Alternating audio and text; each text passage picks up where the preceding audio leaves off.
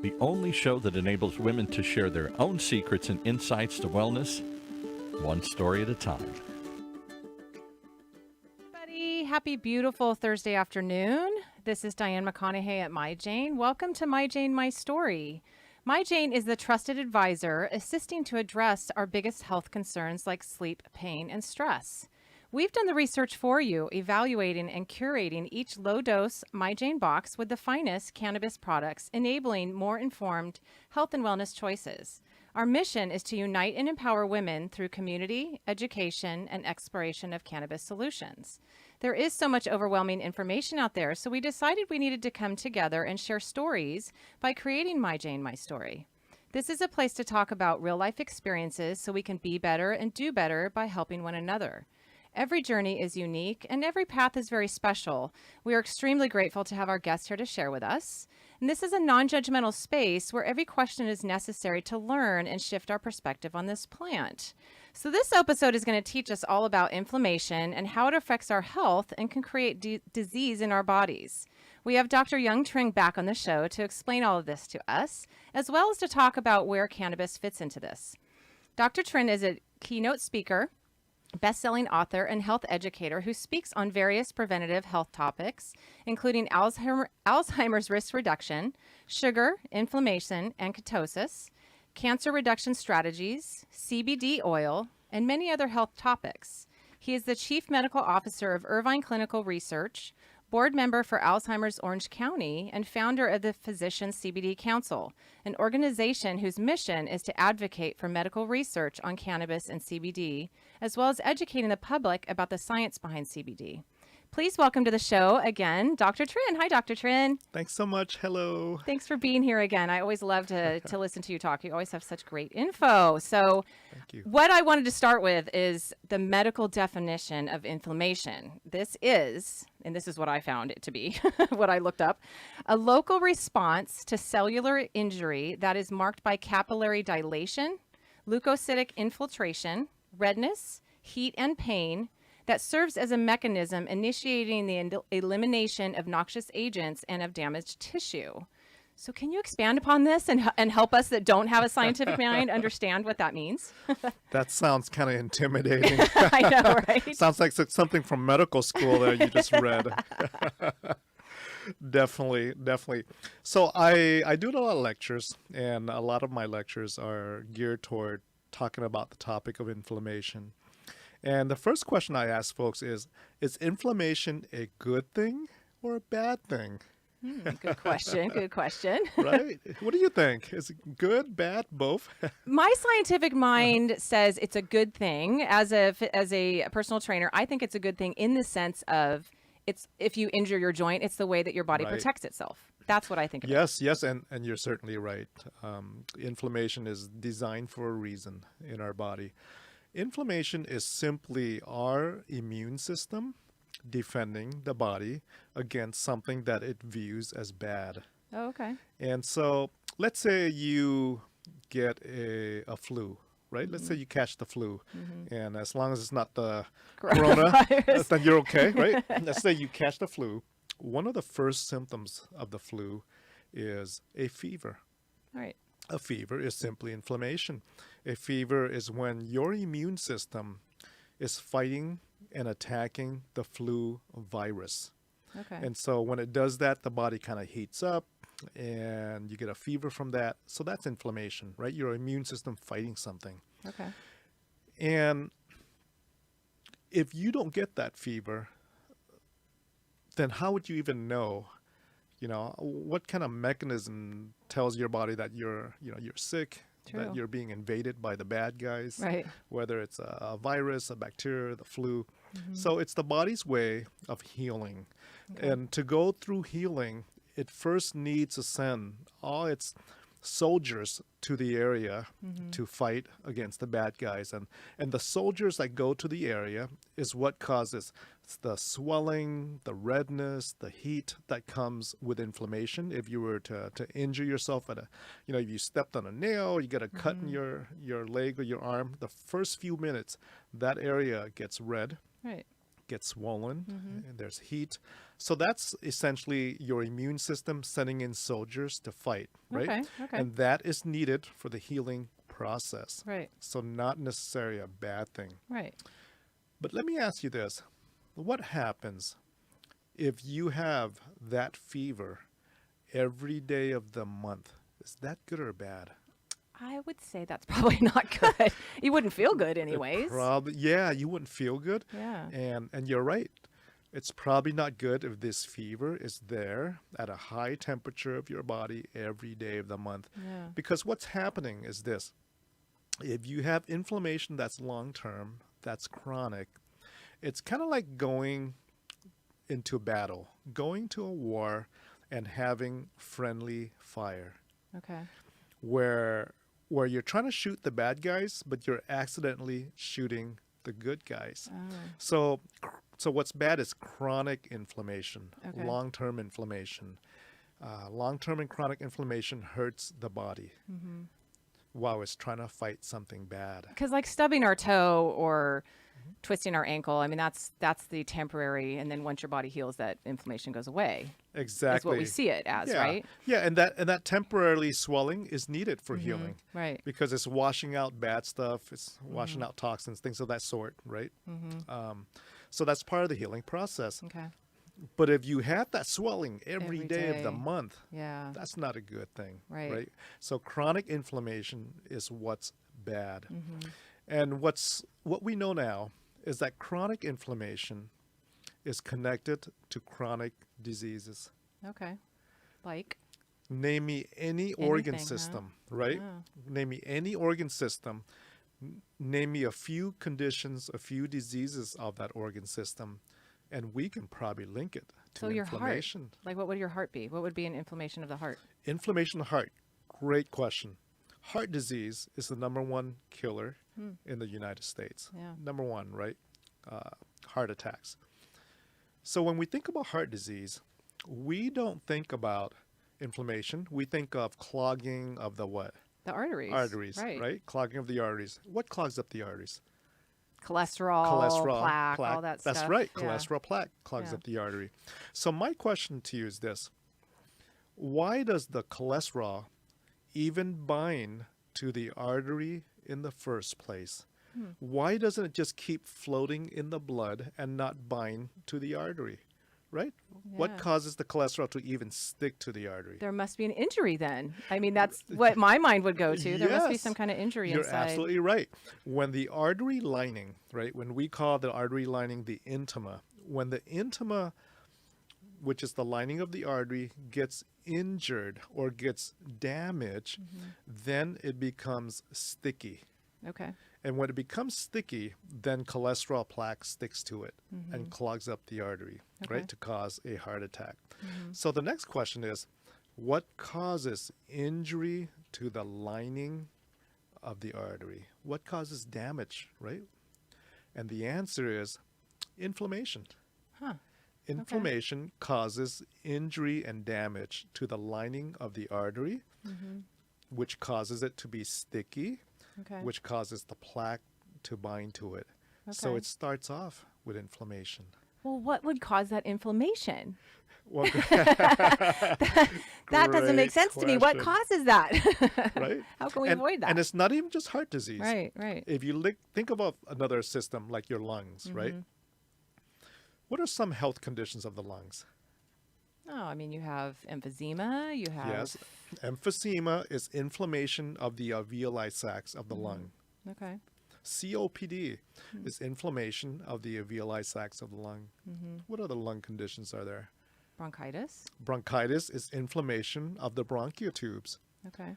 Asthma I was is going to say, is simply- asthma something as Asthma well? is simply inflammation. Okay. Asthma is when your immune system doesn't like something it's been exposed to. Okay. So it creates inflammation, which causes mucus to be produced, which causes you to start wheezing.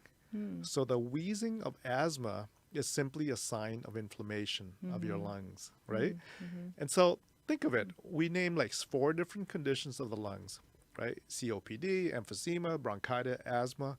4 different conditions, 4 different diagnoses, one theme behind it, inflammation. Inflammation. right? The heart, inflammation. The lungs, inflammation. The GI tract. What are some conditions of the GI tract? Crohn's disease. Crohn's disease is inflammation Yeah. of the GI tract. Ulcerative colitis is inflammation of the colon. Acid reflux is inflammation of the stomach, of the esophagus from too much acid, right? Pancreatitis, inflammation of the pancreas. Wow. Hepatitis, inflammation of the liver. It just keeps going and going. Right? The Wow, same yeah. theme behind Yeah. different diagnosis. Inflammation. And That's I don't just- think we think about that. we don't. We don't. We attach something to that condition, and we don't think that there's just one little thing that's actually causing that. So That's right. can that inflammation, can that cause, can the inflammation of the heart cause inflammation in the lungs? I mean, can Oh yeah, that, they're all connected. Yeah. Right. Okay. It's just depends on where that inflammation lands up. Right. Lands up in your lungs. It's lung conditions. Lands up in your GI tract. It's Crohn's disease. It's diverticulitis. It's right ulcerative colitis. and then it just keeps going from there. It just keeps Yes. snowballing, Yes. right? What if it lands up in your joints? We call that Yeah. arthritis. Right. Right. Yeah. If it lands in your brain, do you know what we call it? Alzheimer's. Alzheimer's. Parkinson's disease, multiple sclerosis, all these brain conditions, they're all pro-inflammation conditions. So what can we do about this? Well, Can you give us that one answer? well, we know that we cause our own inflammation from our lifestyle, Right. nutrition, foods, Yeah. diets. Yeah. Right? There are certain foods that are anti-inflammatory. There are certain foods that are pro-inflammatory. Right? Can you give us an example of a few that aren't inflammatory, that are non-inflammatory? Sure, that are people good can- for you. Yes. They're anti-inflammatories. Yes. Sure. Fish oil Okay. is an anti-inflammatory. Turmeric is an anti-inflammatory. Right? There are certain Yeah. vitamins and supplements that are garlic is anti-inflammatory. Good. And so yeah, cinnamon, right? There's Yeah. a good number of stuff that are Good. anti-inflammatory. Do you want to hear what's pro-inflammatory? I think we need to hear that. Yes. What do we need to stop eating?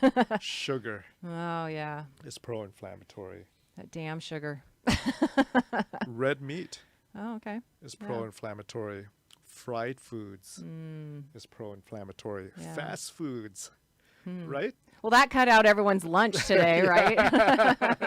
Right? It's the American diet. That's Right. pro-inflammatory, Yeah. which is why we have this epidemic of heart disease, Alzheimer's, cancer. Cancer is driven by inflammation. Yeah. Cancer thrives in inflammation, right? All these, the top 3 causes of death in Orange County, cause and link to inflammation. Inflammation.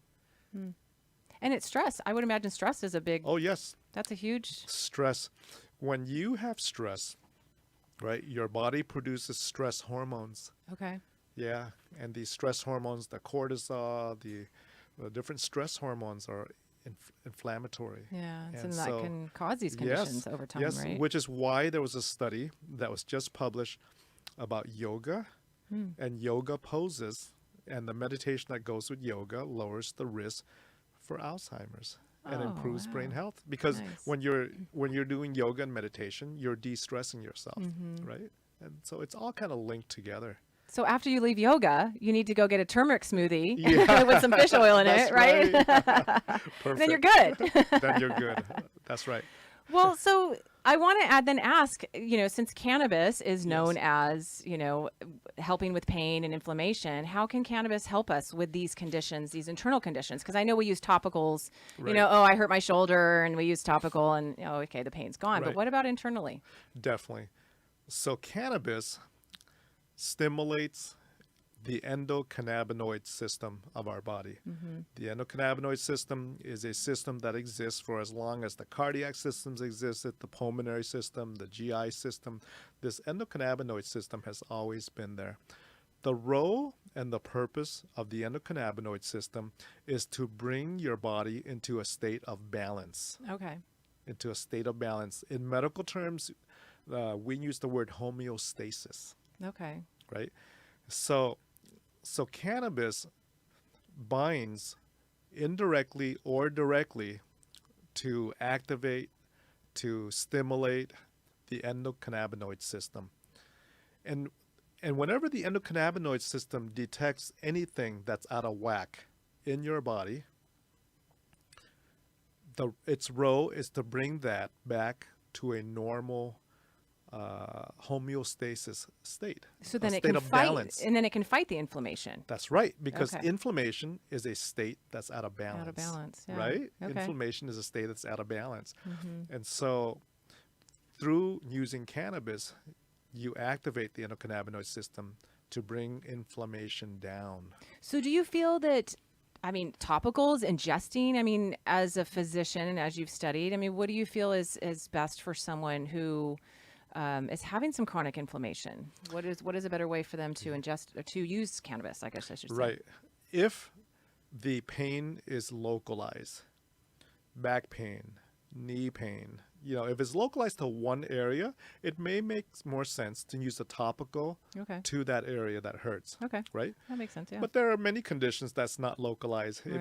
If you're older and all your joints hurt, right? Mm-hmm. You certainly, I guess you could take a bath in CBD oil, Right. Yeah, But that's true.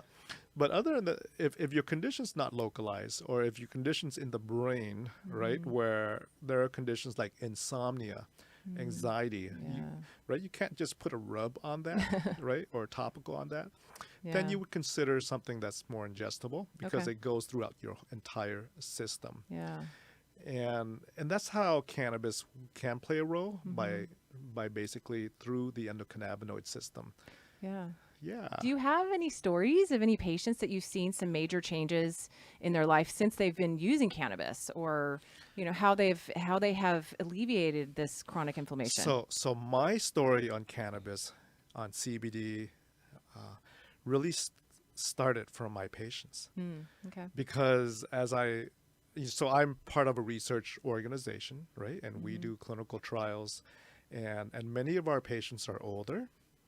Many of our patients, not only are they concerned with their memory, but what they come to me and they all have chronic pain, Yeah. right? Many of them are from, this area called Laguna Woods, 18,000 retirees in Laguna Yeah. Woods. And so as we're doing these brain health evaluations, what our patients have been doing is they're bringing in these different bottles of CBD. Basically tell me, this is working for me. Can you tell Good. me more about it? And so I had to kind of dig in the research to kind of validate why it helps our patients. It's weird. It's kind of like going backward. Normally we do research and then we take the research out and we say this helps with this, and so we recommend this. In the field of cannabis, because for many years it's been stigmatized, right, as something Right. bad.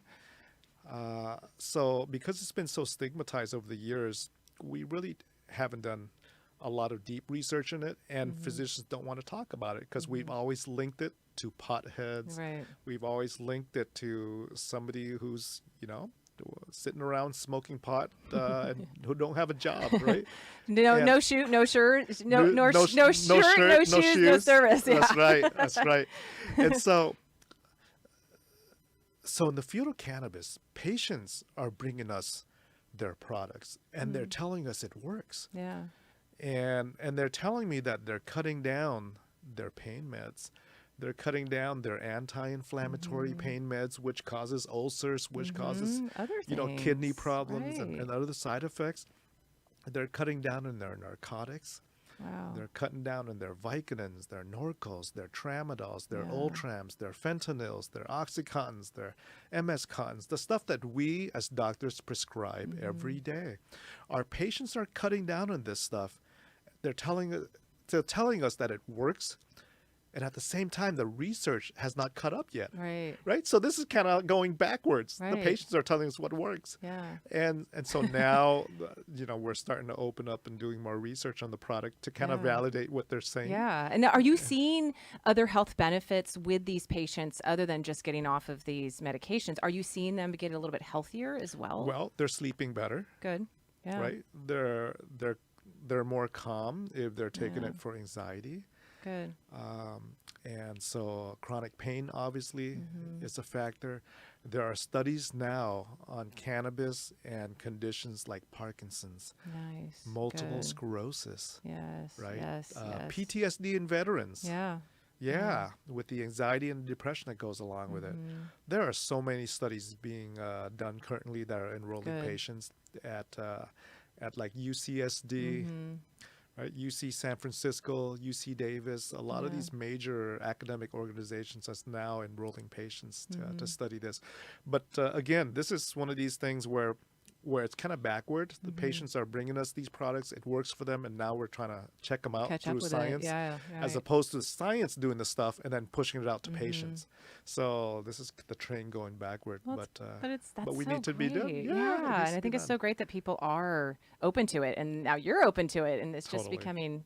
It's that snowball effect that we were talking about, It's right? the snowball effect. And I think that's what we need to keep doing. Is just Right. research. We need to educate. We Right. need to destigmatize Right. through education.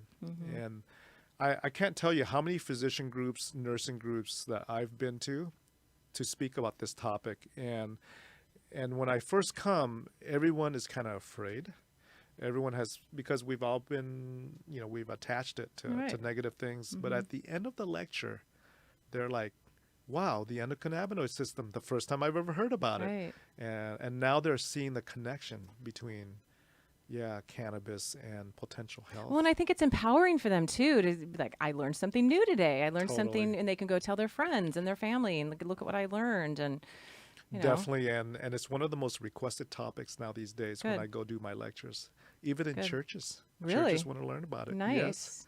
Yes, love these that. areas that have been Good. where we've taught that this was a sin forever Yeah. are now reaching out to Good. learn. Can you give us maybe three little points to take away today about inflammation in cannabis? Yes. Point number 1, inflammation is the core of diseases. Inflammation is the core of diseases. Point number 2, we can do something about it because Yeah. our lifestyle, our diet, our nutrition plays a role in inflammation, whether it's causing inflammation or preventing inflammation. Point number 3 is that cannabis, by stimulating the endocannabinoid system, can cool down any inflammation state that is chronic. And by cooling that down, can you see the potential connection between this and chronic diseases in general? Absolutely. Right? Yes. Of course, it needs to be validated through research. Right. We got to do the clinical trials. But if you think of the science behind it, right? Inflammation causes diseases. Inflammation causes problems. Cannabis acts to cool down inflammation. Can you see the potential Oh my gosh. behind that? It just makes so much sense. It makes sense, and it needs to be validated through Right. research. Right. But the research is being done. But the potential of this behind a plant, right? This is truly plant-based, isn't it? Yes, it is. Never thought about it that way, but It's yeah, very much plant-based. plant-based. Well, Plant-based. thank you. Thank you Yeah. very much. That's so, you guys, we just learn more and more about this plant in our bodies. And thank you, Dr. Trinh, for teaching us about it because it's so simplistic. It sounds so simple. And why It can't we is. do this? But we just have to make those different choices. That's right. It's about those choices. So everybody go out there and get some turmeric. Right, right. Maybe sprinkle some cinnamon on top, drink some water, I don't know, whatever floats your boat. But With a special brownie. there you go. See? But there's sugar in that. Oh, yeah. A non-sugar, it's got to be a Sugar-free. keto brownie. Yeah, keto brownie. That's right. Anyway. Well, thank you, Dr. Trinh, for being here again. And I know we'll be seeing you again because I just always want to bring you back on because you have great topics. So thank you. Awesome. And thank you all for being here today and for being a great part of the My Jane community. If you have some Canna Curious friends and family, please share My Jane, My Story with them so they can feel better. And you can find us on Facebook and Instagram at My Jane Social. You can also go to our website, myjane.com, which all of the podcasts, all the past podcasts are up on our website as well. So the quote for the day is, if you don't think your anxiety, depression, sadness, and stress impact your physical health, think again. All of these emotions trigger chemical reactions in your body, which can lead to inflammation and a weakened immune system. Learn how to cope, sweet friend. There will always be dark days. This is by Chris Carr, who is an author, activist, and a cancer survivor. And next week, we will be live at Staples Spotlight Space here in Santa Ana. We are very excited to kick off our monthly show there. So this is your chance to come and be a part of the live audience. We will have Miko Hester Perez talking about autism and cannabis with us. So it'll be a really great informational show. It's at South Coast Staples at 3861 South Bristol Street in Santa Ana. It's from 6 to 7 p.m. So we will have a great show with a question and answer portion at the end. So we will see you all there next week. Have a great day. Thank you, everybody. Enjoy. Thank you.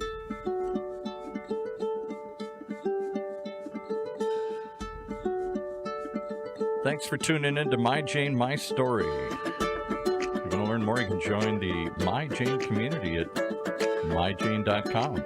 Get instant access to our Facebook group, Facebook community, educational resources, and updates on My Jane products and special events. And for personal attention right now, you can also pick up the phone and call 833-MY-JANE2. That's MYJANE2. And speak to your own wellness concierge, because it's time to own your wellness. Be well.